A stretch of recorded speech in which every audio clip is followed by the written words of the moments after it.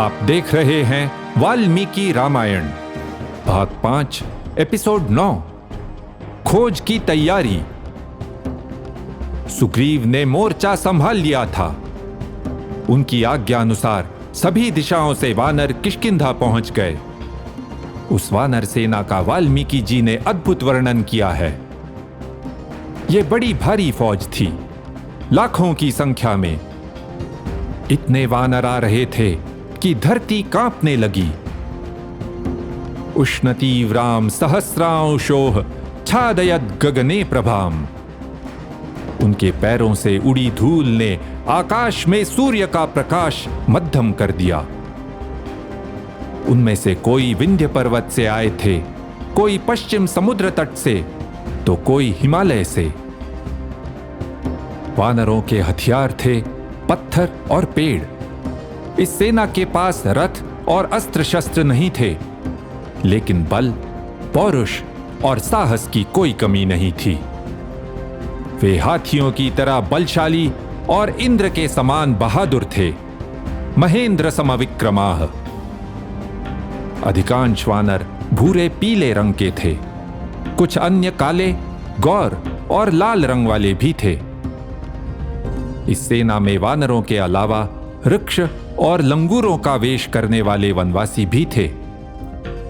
दिलचस्प बात यह है कि हिमालय से आया दल अपने साथ कुछ ऐसी जड़ी बूटियां लाया था जिन्हें खाने से भूख नहीं लगती थी, और वे भगवान शंकर की यज्ञ वेदी से आशीर्वाद स्वरूप पुष्प भी लाए थे। अब सुग्रीव श्री राम से मिलने गए। कई महीनों बाद उनकी ये पहली भेंट थी। सुग्रीव हाथ जोड़कर आगे आए। उन्होंने श्री राम के चरणों में अपना सिर रख दिया। पीछे खड़ी सेना ये देखकर अर्थ समझ गई। वे सब भी हाथ जोड़कर खड़े हो गए। श्री राम ने सुग्रीव को गले लगाया और प्रेम से कहा, एक राजा को धर्म, अर्थ और कामनाओं की पूर्ति तीनों पर ध्यान देना चाहिए। केवल कामनाओं की पूर्ति पर ध्यान देना उचित नहीं होता। जो भी हो, उद्योग समयः एष प्राप्तः। अब कर्म करने का समय आ गया है। सुग्रीव ने उत्तर दिया, पहले मेरे पास कुछ नहीं था, अब सब कुछ है, केवल आप ही की कृपा से। मैं अपनी भारी सेना आपको सौंपता हूं। फिर सुग्रीव ने एक एक कर अपनी सेना के 27 वानर प्रमुखों का परिचय कराया। नल, नील, हनुमान जी के पिता केसरी, वृक्षराज जांबवान, गोलांगुलों के प्रमुख गवाक्ष, तारा के पिता, रूमा के पिता हनुमान जी तथा अंगद। सुग्रीव ने श्री राम से कहा, युक्तम आज्ञापयितुमर्हसि।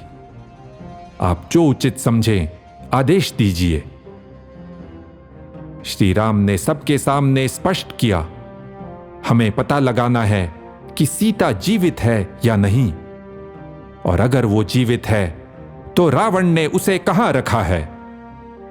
यह पता लगने पर ही तय करेंगे कि आगे क्या करना है। श्री राम ने फिर सुग्रीव से कहा कि इस उद्देश्य के लिए वे ही सेना को उचित आदेश दें। इसके बाद वाल्मीकि जी एक दिलचस्प मोड़ लेते हैं। किष्किंधा कांड के अगले 4 सर्गों में सुग्रीव वानर दलों को पूर्व, दक्षिण, पश्चिम और उत्तर दिशाओं में जाने की आज्ञा देते हैं। वे उन नदियों, पर्वतों, राज्यों के बारे में बताते हैं जहां सीता जी की खोज में उन्हें जाना है।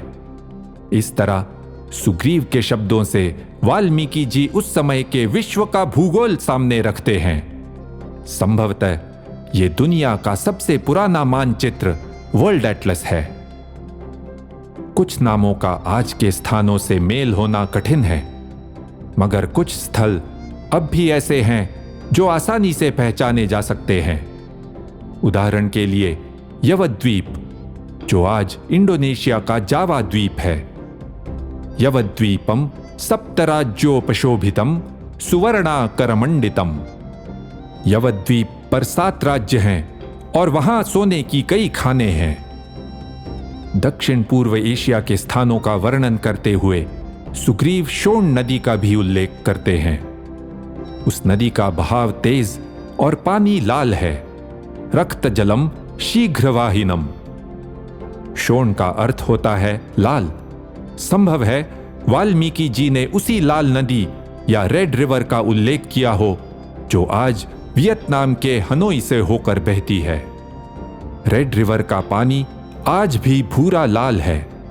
इसमें अक्सर बाढ़ आती है। और वाल्मीकि जी ने पूर्व में रहने वाले कुछ लोगों का वर्णन इस प्रकार किया है। हेमाभाः प्रियदर्शनाः आममीनाशनाः द्वीपवासिनः। पीले से रंग की त्वचा वाले, प्रसन्न चित्त, कच्ची मछली खाने वाले और द्वीप पर रहने वाले। अरे, सुग्रीव इतने दूर के देशों की बात कर रहे हैं। हां, और श्री राम ने भी यही सोचा। उन्होंने सुग्रीव से पूछा भी, तुम ये सब कैसे जानते हो? सुग्रीव ने बताया कि जब वे वाली से बचने के लिए इधर उधर भाग रहे थे तब इन सभी स्थानों पर खुद गए थे। इन सर्गों में एक और आश्चर्यजनक बात है। ऋषियों के ऐसे आश्रमों का भी उल्लेख है जो भारत की आज की सीमाओं से बाहर स्थित थे। उदाहरण के लिए सुग्रीव बताते हैं कि सिंधु नदी के उस पार बहुत दूर मेरुसावर्णी महर्षि का आश्रम है। इसी तरह वे एक अन्य ऋषि के आश्रम का उल्लेख करते हैं जो हिमालय और कैलाश पर्वत के उस पार उत्तर में स्थित था। पूर्व की ओर जाने वाले दल का नेतृत्व विनत को सौंपा गया, पश्चिम के दल का तारा के पिता सुषेण को और उत्तर के दल का शतबली को।